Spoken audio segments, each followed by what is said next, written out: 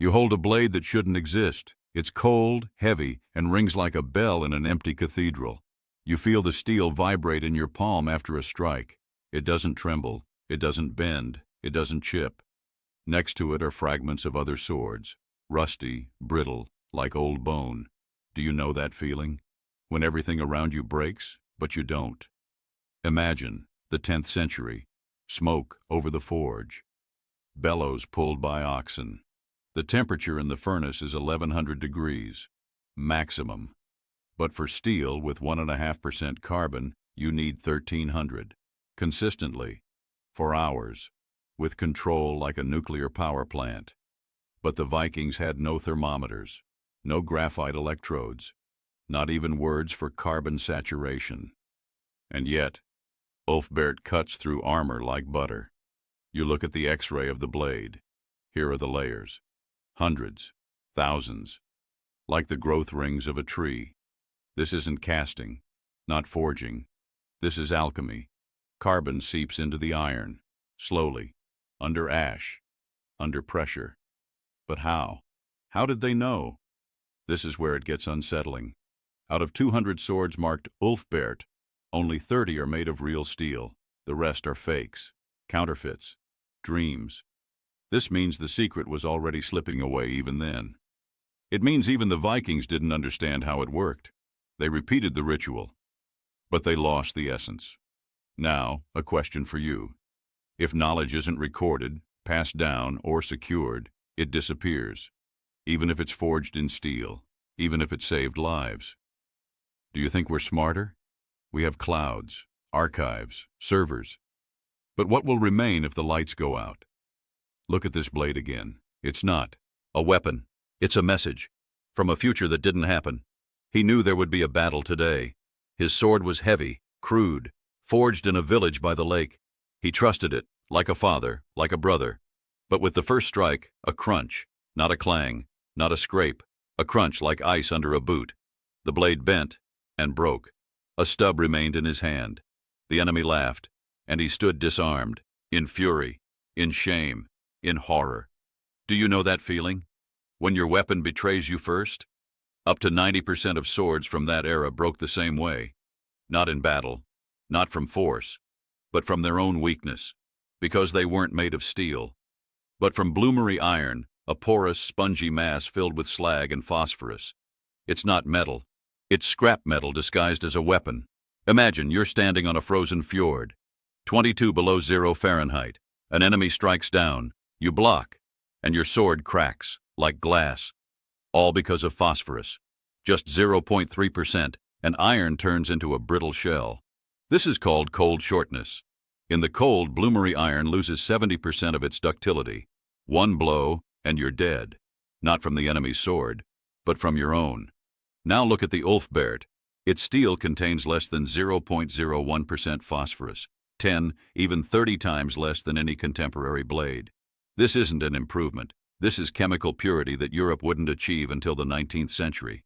Metallography shows the structure is homogeneous. No voids, no slag. Carbon is perfectly distributed. This isn't forging. This is controlled alchemy. Do you think this is an accident? No. This is technology. Simple but impossible without precision. A clay muffle, sealed for 48 hours, charcoal dust, ash, a temperature of 900 degrees Celsius. Carbon seeps into the iron, slowly, like rain into dry earth. No thermometers, no clocks, only experience, only ritual, only silence. Imagine you are a blacksmith. Your father taught you not with words, but with movements, not formulas, but with the smell of coal, the color of the flame, the sound of the strike. You know when the steel is ready, by the vibration in your palm. But you cannot explain it to your son, because there are no words, no records, no diagrams. And then you die, and the secret goes with you. Only the swords remain, and the fakes, and the brittle fragments grown into the earth. Look at your hands. What do you hold today? Gadgets, data, ideas, and what will remain if all of it disappears tomorrow? Ulfberht is not just a sword. It is a reminder. Technology without memory is not technology. It is a mirage. Night. Silence. Only the crackling of coal in the forge.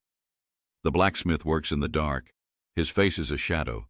His hands are scarred from burns. He doesn't speak, doesn't sing, doesn't pray aloud. He lays strips of soft iron inside a clay muffle. Birch charcoal, black, light, almost white inside, envelopes the metal from all sides. Not just fuel, a filter, a barrier, a source. He seals the cracks with clay, tightly, as if sealing a tomb. No air, no fire inside, only heat, only time. Have you ever waited 2 days by a furnace, knowing that a 5-degree error would turn everything into a brittle shell? Do you know that fear? Not of an enemy, of your own hands. Carbon seeps into the iron like smoke through cracks, slowly, deeply. In 48 hours, 2 millimeters. But that's enough. The outer layer becomes hard as a tooth. Inside, soft as a muscle. The steel doesn't break. It bends, returns the blow, kills. But why birch? Why not oak, not pine? Because birch grows on poor soils. There's almost no phosphorus there. And phosphorus is a traitor. It creeps into the metal at night, makes it brittle in the cold. One blow, and you're dead. The blacksmith doesn't know the word phosphorus, doesn't know carburization. He knows the smell, the color of the coals, dull, not bright. The sound of burning, a hiss, not a roar. He looks at the stars, counts their shift.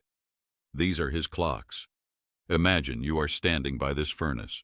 Your hands tremble, not from cold, from responsibility, because tomorrow this blade will kill or save, and you are the only one who knows how to make it.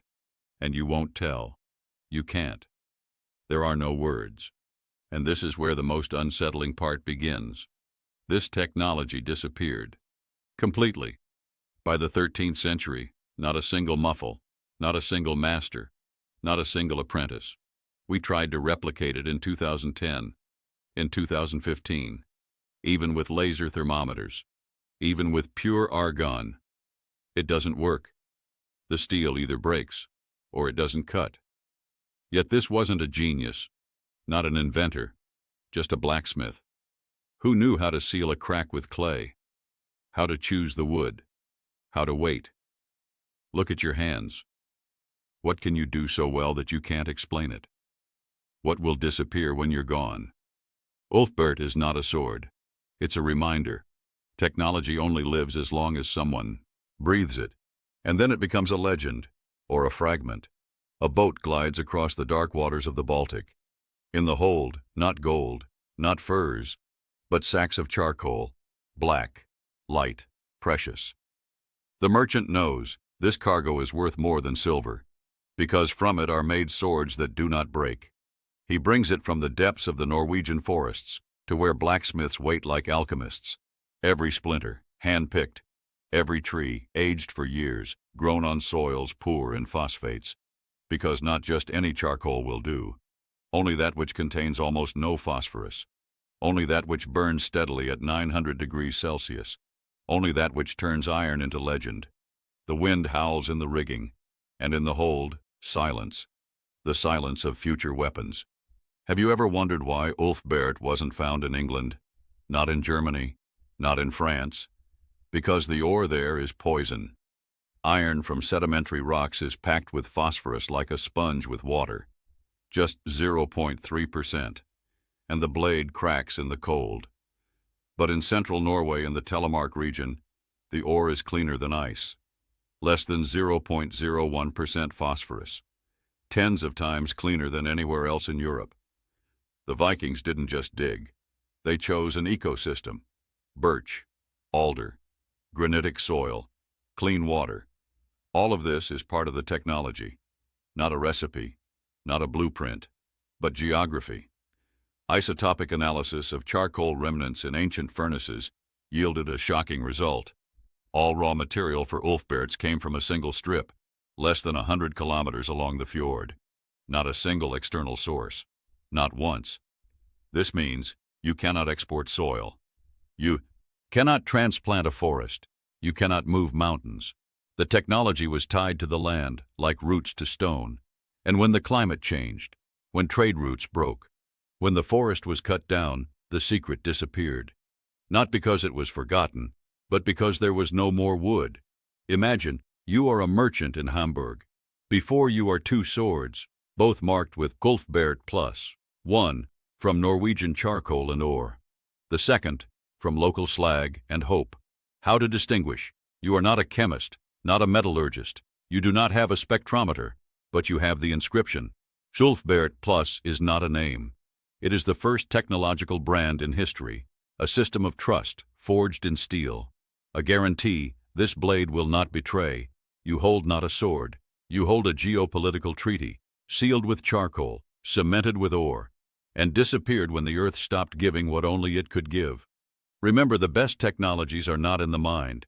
They are in the soil, in the trees, in the water, and they cannot be copied. They can only be lost. The market in Birka. The sun stings his eyes. The air is thick with shouts, the smell of tar and sweat. The Viking walks slowly along the stalls. His fingers glide over the blades. One is heavy, but dull, rough like bark. Another shines but rings like a bell on a goat's neck. And the third has an inscription. Ulfberht plus. The cross is at the ends. Foreign, monastic, not from here. He knows this sword will not break. He pays 3 times the price. Not for the steel, for the certainty. Because in battle, trust is more important than strength. And this inscription is like an oath, like a seal, like a promise. I will survive. And so will you.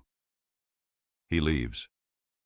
The steel settles in his palm, like an extension of his arm. Have you ever chosen something not by quality, but by name? Imagine you are in the same market. Before you are two swords with the same inscription. Which one is real? You are not a chemist, not a blacksmith. You don't have a spectrometer, but you believe, and that is your biggest risk. The inscription, Ulfberht plus, became the first brand in history. Not an advertisement, not a slogan, but a system of trust, forged in steel. The originals were made with a strict technology. Carbon seeped into the iron for 2 days in a sealed muffle. The fakes, made of bloomery iron, filled with phosphorus like a sponge with water. But they bore the same inscription, because the name became stronger than steel and stronger than life. Out of 170 swords with the inscription plus Ulfberht plus, almost 30% are fake. Their steel contained up to 0.3% phosphorus. In the cold, a brittle shell. Imagine, you go into battle with the best weapon in the world. The enemy strikes down, you block, and your sword breaks. Not from force, from greed. A fake doesn't just deceive, it kills. And this is where the most unsettling part begins. Trust was undermined from within, and the secret vanished into oblivion.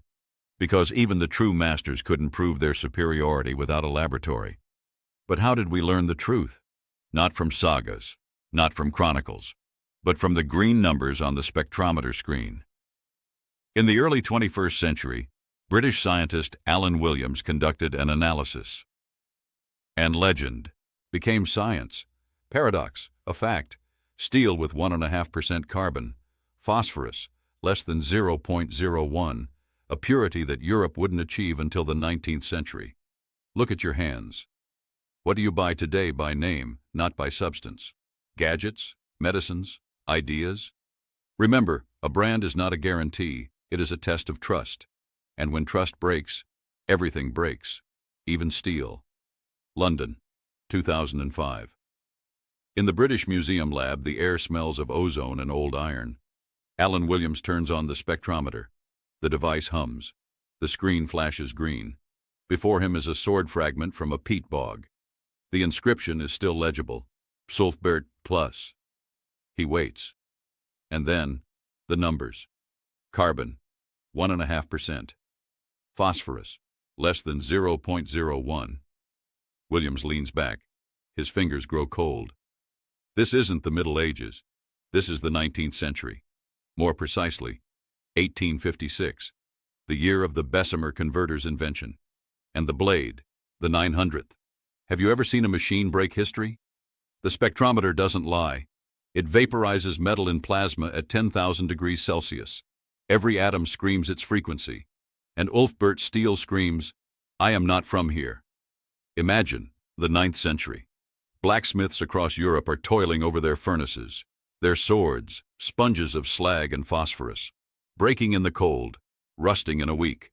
And somewhere, in the quiet of a monastic cell or by a fjord where the wind doesn't roar, someone is making steel that the Industrial Revolution won't replicate for another 8 centuries. 800 years. Not theory, not legend. 300 blades. From Iceland to Persia. All with the same chemistry. All impossible. Do you know that feeling? When a fact hits you in the face and your brain refuses to believe? Williams rechecked. Then, again. The result was the same. This isn't better forging. This is chemical purity, unattainable without industrial infrastructure. But it's not there. Only a clay muffle, birch charcoal, and hands that know, but don't speak. And this is where it gets unsettling. We can do everything. Lasers, vacuum, pure argon. But when modern blacksmiths try to replicate Ulfberht, the steel either cracks or it doesn't cut. Why? Because the technology isn't in the formula. It's in the soil, in the wood, in the silence, in the rhythm of breathing by the furnace, in the color of the ash at dawn. And that cannot be recorded, cannot be copied, cannot be uploaded to the cloud. Look at your hands, what you can do, what will disappear if you leave. Ulfberht didn't precede its time. It lived in a different time, where knowledge isn't data, but flesh. And when the flesh dies, time erases everything. A workshop on the outskirts of Oslo. The walls are black with soot. The floor rings like a taut string. Jorgen pulls a blade from the clay muffle. Crimson, breathing heat. He has replicated everything. Birch charcoal, pure iron. 48 hours at 900 degrees Celsius. Even the charcoal is isotopically the same as in telemark. He plunges the steel into water. And do you hear it? A crack, not a hiss, not steam. A crack, like ice under a heel. The blade snaps in half. Third attempt, third fragment. Jorgen picks up a shard. The edge is sharp but brittle, like glass. But Ulfberht bent, returned the blow, didn't break. What is escaping? Have you ever felt knowledge slip through your fingers? We know the composition. We know the temperature. We know the time. But we don't know how the Viking controlled what he couldn't see. Inside the muffle, it's not just heat. There's a balance of gases. Carbon monoxide, carbon dioxide. Carbon doesn't just seep into the metal on its own. It goes where it's called. And it's called, not with words, but with the color of the flame at the crack. The sound of burning. The smell of smoke at dawn. And most importantly, the hands. The 10th century blacksmith selected pieces of bloomery iron like a jeweler selects diamonds, not by weight, not by shine, but by the vibration upon impact. He knew, this one is pure, less phosphorus than a speck of dust in snow. This one will go into a sword, the rest into remelting. This isn't analysis. This is hearing. This is touch. This is muscle memory. And us? We install sensors, turn on computers. But the steel still breaks, because the knowledge was in the hands, not on paper. The secrets of the Viking sword project in 2012 revealed the truth. No reconstruction, even with induction furnaces and laser control, yielded steel purer than Ulfberht's.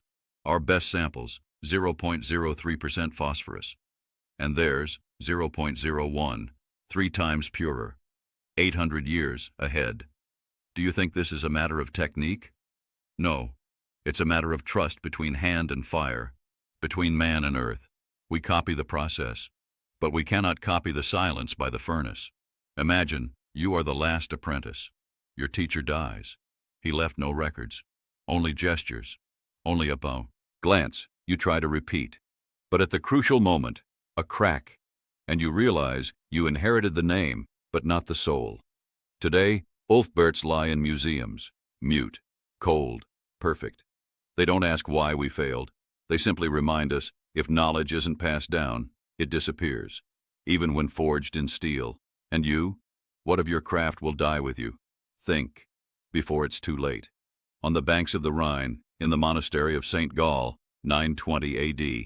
In the blacksmith's workshop, it's dim, light only through cracks in the clay.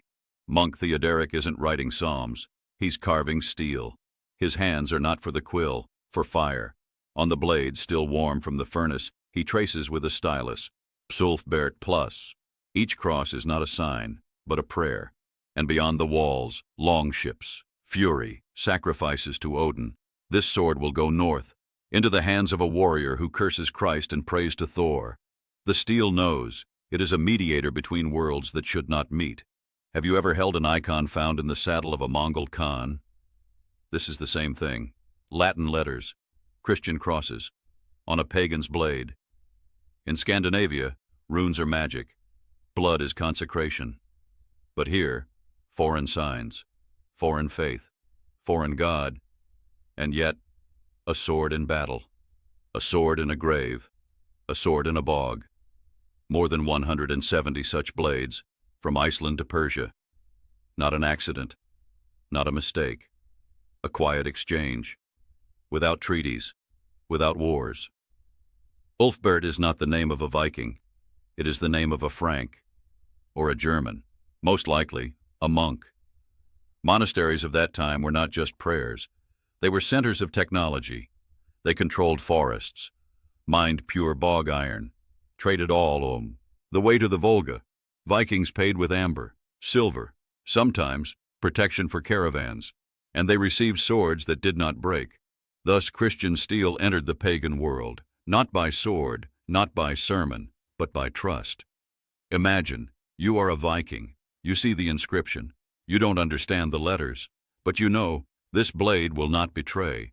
You don't believe in crosses, but you believe in steel. And this is the main paradox. Technology penetrates where faith does not tread, and steel becomes a bridge. Today we think Vikings are savages, but they bought swords from monks, used foreign symbols, trusted a foreign system. This is not barbarism. This is pragmatism. Civilization is not just cathedrals. It is in what you are willing to take from an enemy if it saves a life. Now look at your hands. What foreign thing do you carry today? A gadget? Medicine? An idea? You believe in them, not because they are yours, but because they work. Ulfberht is not just steel.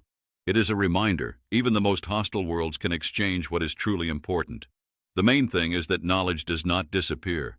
And it did disappear, along with the monks, along with the Vikings. Only the crosses on the blade remained. And the question, what will we pass on, besides the inscription? Progress is not linear. It is as fragile as tempered steel. Everything aligns. Pure bog iron from the Telemark Mountains. Birch charcoal grown on poor soil. A clay muffle, sealed for 2 days. The inscription, Ulfberht tu, like a QR code of trust. Trade routes from the fjords to the monasteries of the Rhine. And not a single note. Not a single blueprint. Only hands. Only experience. Only silence. And then, silence. By the 11th century, the Vikings stopped sailing. The forests were cut down. The climate grew colder. The masters died. And fakes, there were more than 30 out of 170, flooded the markets. Trust collapsed. Not because of an enemy. Not because of war. Simply, knowledge was not passed on. Imagine, a Viking stands on the ice near Volkhov. His sword is an Ulfberht. The enemy's blades break like dry twigs. His bends, returns, cuts. He survives, returns home, gives the sword to his son, says, "This blade is a gift from the gods." But the son will not become a blacksmith. He will go to trade in Kiev, or die in a storm near Greenland. The father will die alone, in silence, and will take with him the last secret, how to seal a crack with clay, how to listen to the metal, how to wait. The secret will go into the earth, like a fragment, like a bone, like ash. Do you know that feeling? When you truly know how to do something, but cannot explain it. Not because you don't want to, but because there are no words. Only your fingers remember. Only your body knows. We believe progress is a ladder, but Ulfberht says otherwise. It is a reminder. 800 years ago, someone made steel purer than during the Industrial Revolution, and then it disappeared. Not because of stupidity, because of fragility. Today, we store everything in clouds, in servers, in digital archives. But what if the lights go out? What if formats become obsolete? What if a cyber war erases everything in a second? Our clouds will turn into digital swamps, as mute as the ruins of blacksmith workshops on the fjord shore. Ulfberht is not a sword. It is a warning. Technology without a transmission system is not a legacy. It is an echo. Look at your hands. What can you do, truly do, but haven't written down? What will disappear when you're gone? And so the question is not for history. It is for you. Do you think we are at risk today of losing technologies just as the Vikings lost the secret of Ulfberht? Yes or no?